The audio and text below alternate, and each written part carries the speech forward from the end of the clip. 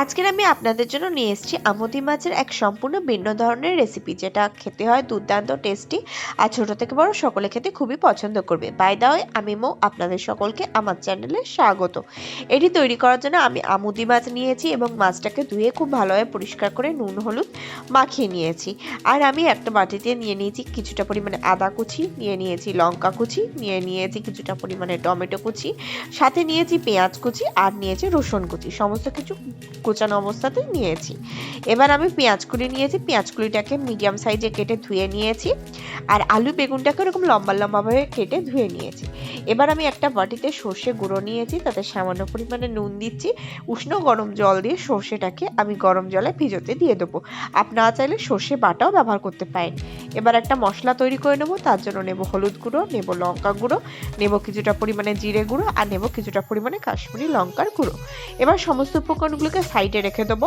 গ্যাসে কড়া নিয়ে নিয়েছি, তাতে সর্ষের তেল দিয়ে দিচ্ছি। তেল গরম হয়ে যাওয়া পর্যন্ত অপেক্ষা করব। তেল গরম হয়ে গেলে তেলটাকে আমি কড়াই খুব ভালোভাবে স্প্রেড করে দেবো। এবার পেঁয়াজ কলিগুলোকে দিয়ে দেবো। দিয়ে পেঁয়াজ কলিগুলোকে খুব সুন্দরভাবে নেড়ে চেড়ে ভেজে নেবো। খুব সুন্দর করে ভাজার জন্য এটাকে 2-3 মিনিট চাপা দিয়ে দেবো। 3-4 মিনিট পরে ঢাকনা সরিয়ে নিয়ে আবারও নাড়তে থাকবো।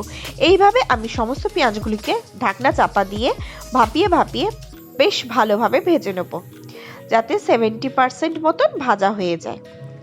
দেখুন, এইভাবে আমি খুব সুন্দরভাবে পেঁয়াজকলিগুলোকে ভেজে নিচ্ছি। দেখুন, এইভাবে আমি পেঁয়াজকলিগুলোকে খুব সুন্দরভাবে ভেজে নেবো। পেঁয়াজকলিগুলো ভাজার জন্য সামান্য পরিমাণ নুন আর হলুদ গুঁড়ো দেবো, দিয়ে এটাকে আবারও নেড়ে চেড়ে ভেজে নেবো। একদম সম্পূর্ণভাবে এইভাবে ভেজে নেবো। দেখুন, পেঁয়াজকলিগুলো ভাজা হয়ে গেছে 70% মতন। এবার এটাকে তুলে সাইডে একটা পাত্রে রেখে দিচ্ছি।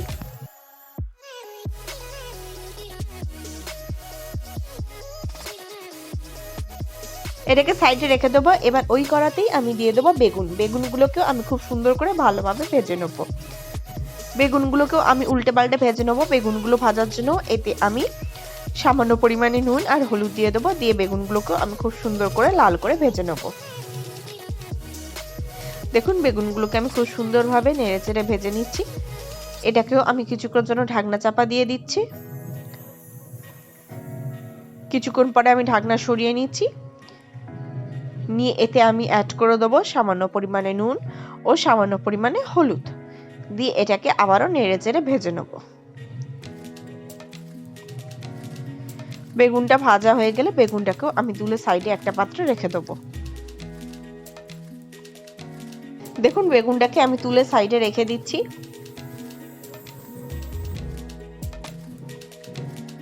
বেগুনটাকে সাইডে রেখে দিয়েছি। এবার কড়াতে আমি আরো বেশ কিছুটা পরিমাণে সর্ষের তেল দিয়ে দেবো। কড়াই আমি সর্ষের তেল দিয়ে দিয়েছি। তেল গরম হয়ে যাওয়া পর্যন্ত অপেক্ষা করব। তেল গরম হয়ে গেলে এবার আমি এতে এক এক করে মাছগুলোকে দিয়ে দেবো। দিয়ে উল্টে পাল্টে খুব সুন্দর করে মাছগুলোকে আমি লাল করে ভেজে নেব। দেখুন, মাছগুলোকে আমি উল্টে পাল্টে খুব সুন্দর করে লাল করে ভেজে নেব। একদিকটা ভাজা গেলে উল্টে দেবো, দিয়ে অপর পাশটাকেও ভেজে নেব। এইভাবে আমি সমস্ত মাছগুলোকে খুব সুন্দর করে লাল করে ভেজে নেব। ভাজা হয়ে গেলে মাছগুলোকে আমি তুলে সাইডে একটা পাত্রে রেখে দেবো। দেখুন, মাছগুলো ভাজা হয়ে গেছে। মাছগুলোকে তুলে নিচ্ছি। নিয়ে এবার সাইডে একটা পাত্রে আমি রেখে দিচ্ছি। দেখুন, সাইডে একটা পাত্রে রেখে দিচ্ছি। এবার ওই কড়াতেই আমি আরো কিছুটা পরিমাণে সর্ষের তেল অ্যাড করে দেবো। এবার এতে আমি অ্যাড করে দেবো পেঁয়াজ কুচি। পেঁয়াজ কুচি দিয়ে পেঁয়াজ কুচিটাকে আমি খুব ভালোভাবে ভেজে নেব। অলমোস্ট হালকা লাল না হওয়া পর্যন্ত আমি পেঁয়াজটাকে ভাজতে থাকবো। পেঁয়াজটা ভাজা ভাজা হয়ে আসলে আমি এতে অ্যাড করে দেবো আদা কুচি ও রসুন কুচি। আদা কুচি ও রসুন কুচি অ্যাড করে এটাকে আমি খুব ভালোভাবে নেড়ে চেড়ে নেবো। এবার আমি এতে অ্যাড করে দেবো কেটে রাখা ছোট ছোট আলু। আমি এখানে নতুন আলু ব্যবহার করেছি। আলু দিয়ে এটাকে খুব ভালোভাবে নেড়ে চেড়ে নেবো। নিয়ে এবার এটাকে 2-3 মিনিটের জন্য ঢাকনা চাপা দিয়ে দেবো। 2-3 মিনিট পরে আমি ঢাকনা সরিয়ে নেবো। ঢাকনা সরিয়ে নিয়ে এটাকে আমি খুব ভালোভাবে আবারও নেড়ে চেড়ে নেবো। এবার এতে আমি অ্যাড করে দেবো আদা কুচি আর অ্যাড করে দেবো টমেটো দেওয়ার সাথে সাথে আমি এতে অ্যাড করে দেবো সামান্য পরিমাণে নুন। দিয়ে এবার এটাকে খুব ভালোভাবে নেড়ে চেড়ে কষিয়ে নেবো। দেখুন, খুব ভালোভাবে আমি নেড়ে চেড়ে নিয়েছি। যেহেতু সর্ষে যখন আমরা গুলেছিলাম তখন নুন ব্যবহার করেছি, তাই এক্ষেত্রে নুনটা একটু দেখে দেবেন। এবার আমি এটাকে 2-3 মিনিটের জন্য ঢাকনা চাপা দিয়ে রেখেছিলাম। 2-3 মিনিট পরে ঢাকনা সরিয়ে নিয়েছি। নিয়ে এটাকে আবারও নেড়ে চেড়ে কষিয়ে নিচ্ছি। এবার আমি মশলাগুলো দিয়ে দিলাম, যার মধ্যে ছিল হলুদ গুঁড়ো, লঙ্কা গুঁড়ো, জিরে গুঁড়ো আর কাশ্মীরি লঙ্কার গুঁড়ো। সমস্ত গুঁড়ো মশলা দিয়ে এর সাথে খুব ভালোভাবে নেড়ে চেড়ে কষিয়ে নেবো 2-3 মিনিট। 2-3 মিনিট পরে এতে আমি অ্যাড করে দেবো সামান্য পরিমাণে জল। সামান্য পরিমাণে জল অ্যাড করে এর সাথে আমি খুব ভালোভাবে কষিয়ে নিচ্ছি। 2-3 মিনিট মতন খুব ভালোভাবে কষিয়ে নেবো। 2-3 মিনিট খুব ভালোভাবে কষিয়ে নেবো। যখন এর থেকে খুব সুন্দরভাবে তেল ছাড়তে শুরু করবে, দেখুন ঠিক এই রকম যখন ফুটে যাবে এবং তেল ছাড়তে শুরু করবে, তখন আমি এতে অ্যাড করে দেবো আগে থেকে গুলে রাখা সর্ষেটা। সর্ষে দিয়ে সর্ষেটাকে এর সাথে খুব ভালোভাবে মিশিয়ে নেব। দেখুন আমি খুব সুন্দরভাবে ভালোভাবে মিশিয়ে নিচ্ছি। এইভাবে 3-4 মিনিট মতন খুব ভালোভাবে মিশিয়ে নিতে হবে। এটা যখন খুব ভালোভাবে যখন মিশে যাবে এবং এর থেকে যখন হালকা হালকা তেল ভাসতে শুরু করবে, তখন আমি এতে অ্যাড করে দেবো পরিমাণ মতন জল। জল দিয়ে এবার এটাকে ফুটতে দেবো। এই সময় গ্যাসের ফ্লেমটাকে আমি মিডিয়াম টু হাইতে দেবো। দেখুন গ্রেভিটা ফুটে গিয়েছে। এই সময় আমি এখানে কয়েকটা চেরা কাঁচা লঙ্কা অ্যাড করে দেবো। এবার গ্যাসের ফ্লেমটাকে লোতে দিয়ে দেবো এবং অ্যাড করে দেবো আগে থেকে ভেজে রাখা বেগুন আর দিয়ে দেবো আগে থেকে ভেজে রাখা পেঁয়াজগুলি দিয়ে এর সাথে সমস্তটা ভালোভাবে মিশিয়ে নেব। এবার গ্যাসের ফ্লেম লোতেই রেখে এটাকে আমি ঢাকনা চাপা দিয়ে 5-7 মিনিট মতন সিদ্ধ হতে দেবো। দেখুন গ্যাসের ফ্লেম লোতে দিয়ে এটাকে 5-7 মিনিট মতন সিদ্ধ করে নিয়েছি।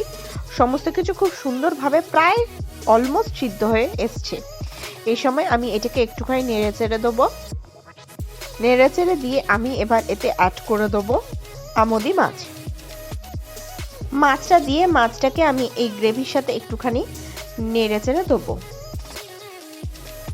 এবার মিনিট 2-3 মতন এটাকে ঢাকনা চাপা দিয়ে ফুটতে দেবো।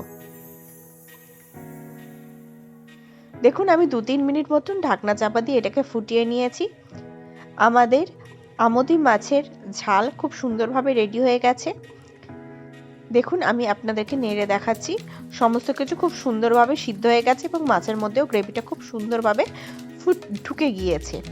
এবার আমি ওপর থেকে কিছুটা পরিমাণে সর্ষের তেল ছড়িয়ে দেবো এবং গ্যাসের ফ্লেম অফ করে এটাকে ঢাকনা চাপা দিয়ে স্ট্যান্ডিং টাইমে রেখে দেবো 2-3 মিনিট। তাহলেই তৈরি হয়ে যাবে আজকের আমাদের দুর্দান্ত স্বাদের আমোদি মাছের ঝাল। আপনারা বাড়িতে এইভাবে সম্পূর্ণ ভিন্ন পদ্ধতিতে একবার আমোদি মাছের রেসিপিটি তৈরি করতে পারেন। এটি দুর্দান্ত টেস্টি হয়। বড় সকলে খেতে খুবই পছন্দ করবে। আশা করি আজকের ভিডিওটি আপনাদের ভালো লেগেছে। ভালো লাগলে অবশ্যই লাইক করবেন, কমেন্ট করবেন, শেয়ার করবেন আর আমার চ্যানেলটি অতি অবশ্যই সাবস্ক্রাইব করে নেবেন।